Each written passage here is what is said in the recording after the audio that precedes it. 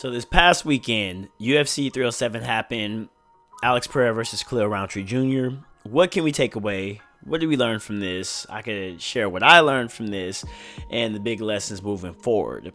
So first off, I just want to talk about the main event. I will sprinkle in some of the other fights, but I like to talk about what I find interesting.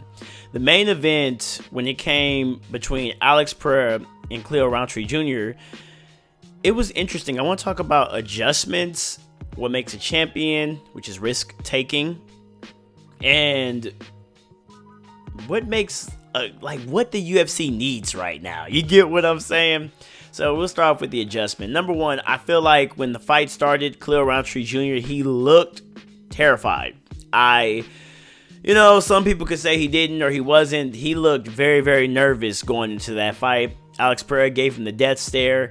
And I believe that if we go off of when you first are dealing with someone, there's initial thoughts that runs through your mind of how this person is and how this person isn't. I believe that Rountree Jr. could have won this fight if he would have adjusted. And what I mean by that is I believe, and it's respectfully so, but I believe that he respected Alex Pereira's power a little bit too much, and he didn't take enough risk to finish Alex Pereira.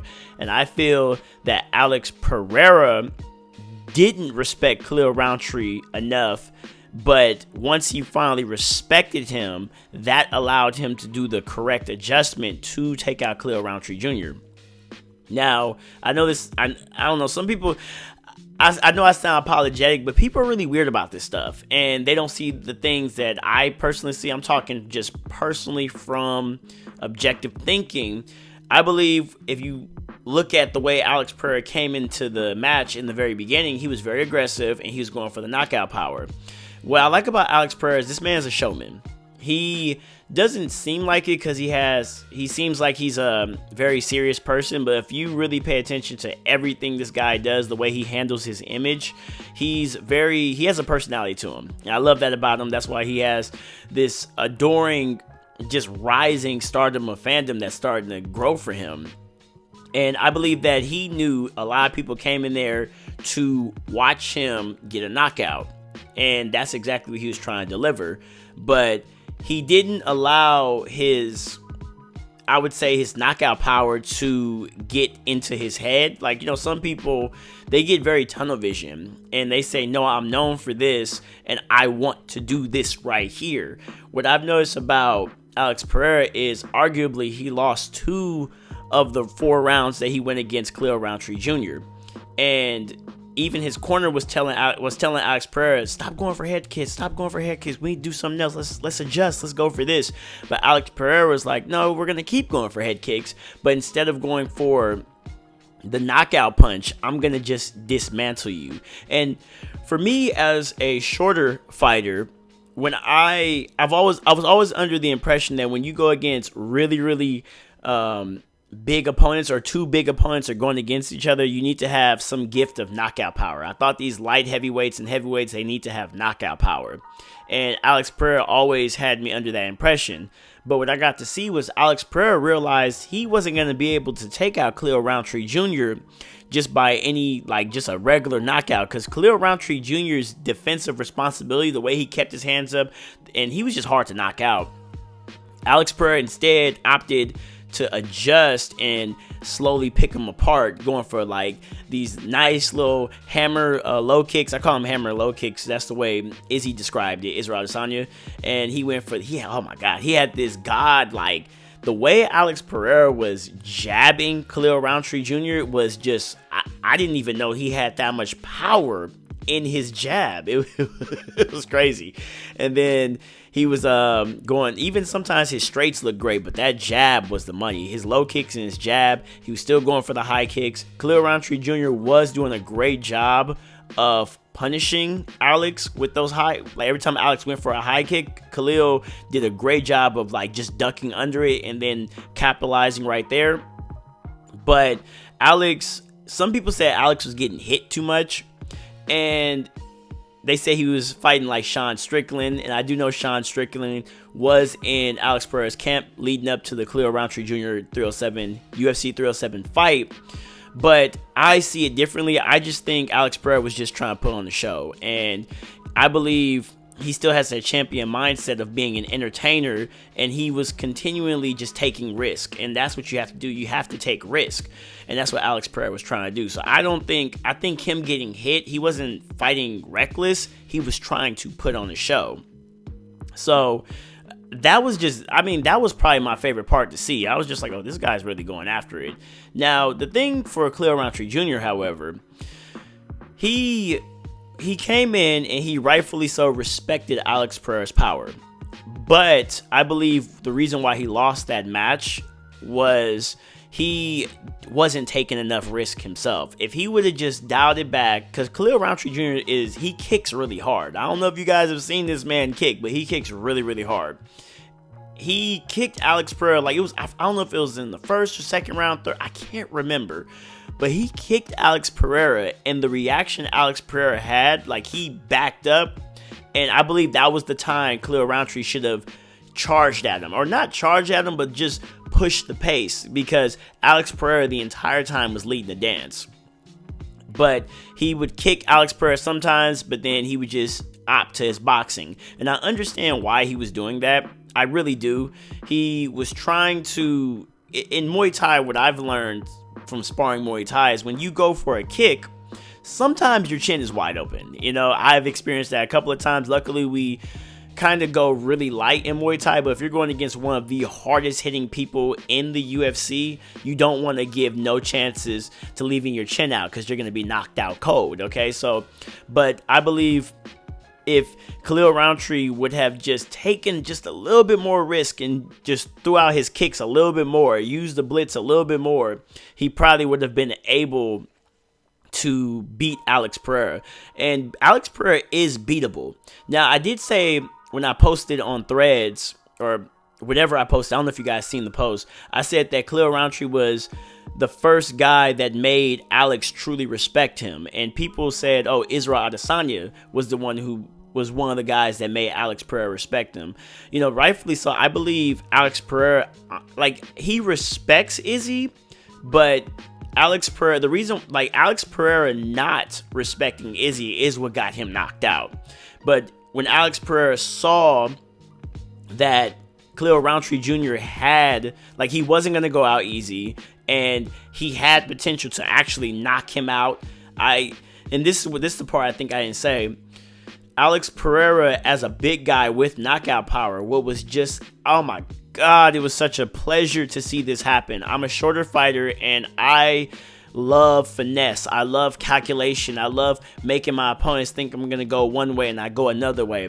And I love seeing pro fighters do that, because there's so much to learn when they do that, because you get to really see just the beauty of the fight game come out of that. Alex Pereira went from trying to knock Khalil Rountree out to, I'm going to slowly pick you apart. And it was just a thing of beauty. I don't know if I repeated myself on that, but that should show you guys, like, that's how, that was just so beautiful. And he just slowly just went from low with the leg kicks. He was jacking up his face, and then it led to him knocking him down and getting the TKO with that body shot.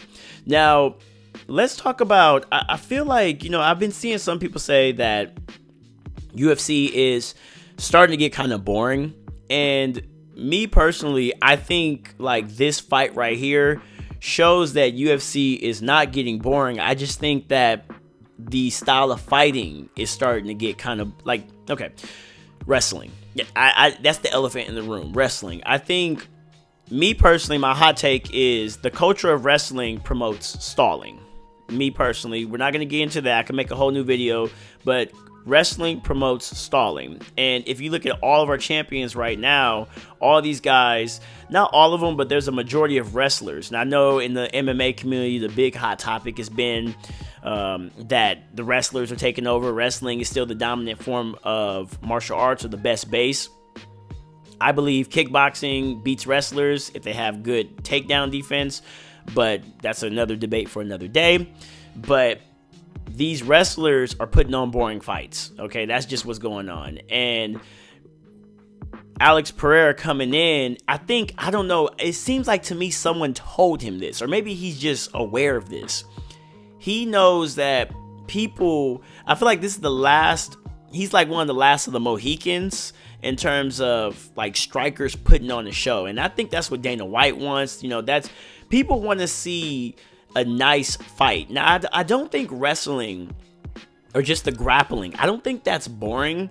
But the problem is the best example, it actually happened this, like in UFC 307, the best example of, if you know that there's nothing coming out of the grappling, of it just being a snooze fest, was Jose Aldo versus Mario Batista. I don't know if I say his name, Batista, but that fight right there is the problem of why UFC is getting boring, as some people are saying. Because Jose Aldo was, let's just quickly recap that particular fight if you guys don't remember. Jose Aldo, everyone was like cheering Jose Aldo on. Jose Aldo was trying to knock him out, but every time Mario Batista put Jose Aldo on the fence, he just stayed there. That was like in the, I think it was definitely in the third round. I can't remember. I'm not gonna rewatch that fight to break it down, but I do vividly remember Jose Aldo being stuck on the fence. And I literally just went up to go get some food or something, and then I came back and they were still on the fence. To the point the ref even had to turn around and try to break them apart. And then you see the moment he broke them apart, what did Mario do? He just rushed in and put Jose Aldo on the fence. Now, it's not Mario's fault that that's the method that he used to win, but this method, what people are tired of seeing, and I think it's kind of giving grapplers a bad name, is these grapplers are initiating grappling exchanges and they're not progressing. And me as a grappler, that's boring to watch too, because me personally, I prioritize submissions. I think like submissions and knockouts are the most intriguing thing. This is why Charles Oliveira, for example, is so well loved, because he has the ability to finish fights. You understand? Like, people want to see definitive finishes. People do not want to see these snooze fest to decisions. That's why a lot of people do not watch, and this might be kind of rude, but a lot of people don't watch women MMA sometimes, because it always goes to decision. I think any unanimous decision, not any, that's the wrong way of going about it, but I just think decisions are what makes the sport boring. I think that's what's hurting the sport, and a lot of these wrestlers coming in and they're just laying and praying to decisions is why all grapplers are looked at like, people, when people see the grappling exchange, they're just like, oh my god, I hate this stuff, just stand up. And honestly, if you just go watch a simple one championship fight, like these guys especially on a Friday, these guys are doing exactly, probably even banging more than Alex Pereira and Cleo Rountree was, but people don't know these little, that's another topic. But that's what I believe this fight right here is definitely what the UFC needed. I know that they have a new deal that they're trying to make next year, and they're probably banking on Conor McGregor to maybe headline that match. But if I was them, I would headline that match. I would headline Alex Pereira, because he's much more reliable than someone like Conor McGregor right now. We need fights with definitive finishes. That is what the UFC needs right now, and I think it would be kind of less boring. That fight was absolutely incredible. I respect Cleo Rountree Jr. so much, because that man, he wasn't going out, but that body shot, dude, I felt it. I seen that and I was like, ooh, and then he went down and I was like, yeah, I kind of understand that. So UFC 307, banger of a fight. That's what UFC needs right now. Or MMA in general, just the sport of MMA, we need to see more definitive finishes, especially from grapplers. We don't want to see people stalling, but that's pretty much all I gotta say about that. What do you guys think? Let me know. Comment, like, subscribe if you're on YouTube, and just, let's tell me your favorite fight of the night. Mine was supposed to be Kevin Holland. I wanted to see Kevin Holland, but then, that happened. And hey, we had Stephen Thompson got knocked out by, Buckley is a strange, he does good one fight and he does bad the next fight. I don't know, but yeah. Comment your favorite fight, let me know, and I'll see you guys on the next one. Tell me if you like this format, Take care.